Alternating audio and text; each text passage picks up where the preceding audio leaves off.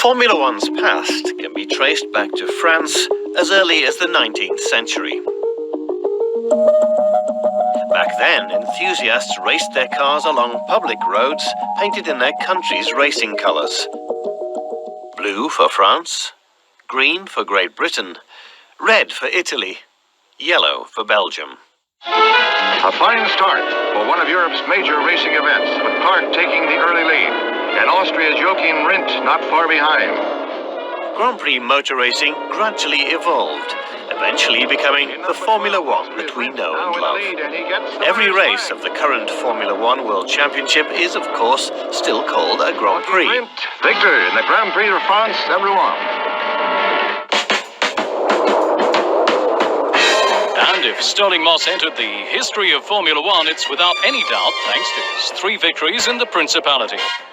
The first World Championship in 1950 consisted of 6 Grand Prix, all held in Europe. Britain, Monaco, Switzerland, Belgium, France and Italy.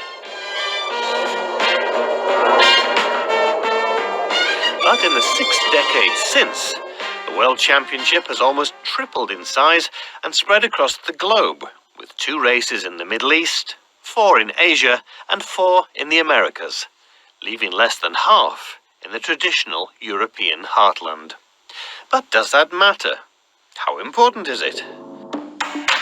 Very important. I think to have your iconic European circuits such as Silverstone, I think it's really important for the sport, and for us as drivers, it's nice coming to these places and knowing how much history is on that track.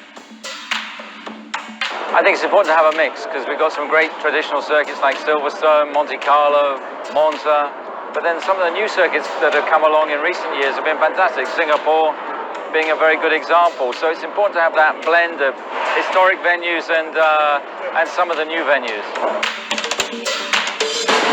Yes, some of the new tracks are amazing for the spectators and the facilities are amazing, but you just don't get that atmosphere from an old circuit.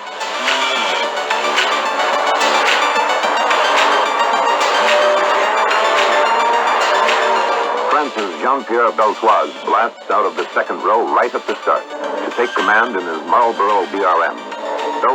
Whilst there are some agreements in place to protect F1's historic races, Monaco, for example, doesn't pay a hosting fee. The German Grand Prix earlier this year was shown no mercy, and there are growing fears that the Italian race at Monza could be set to suffer the same fate. The Monza International, featuring the world's best drivers and the world's fastest automobiles. Monza is fantastic. It looks good. It's got beautiful tradition, and to lose that one in Ferrari country, it's a joke. Tradition's important, and Formula One has a great tradition, but some countries are beginning to not be able to afford it. So it's really a bit of a problem. Essentially what Bernie Ecclestone has done, who runs Formula One, he's created a situation where there's an arms race between emerging markets, as to who can get on the Formula One calendar, who can get that prize slot and force off an existing track. The governments in these countries, these emerging markets, are funding the hosting fee directly in terms of promotion, whether it's driving tourism or whether it's, essentially a halo effect for the country. So they're funding the hosting fees, whereas governments in countries in Europe, they have no need to use Formula One to drive tourism in Britain, to drive tourism in Germany, etc. So British Grand Prix doesn't get any government subsidies, hence it's been at risk for past decades. One of the leading drivers, England's Graham Hill.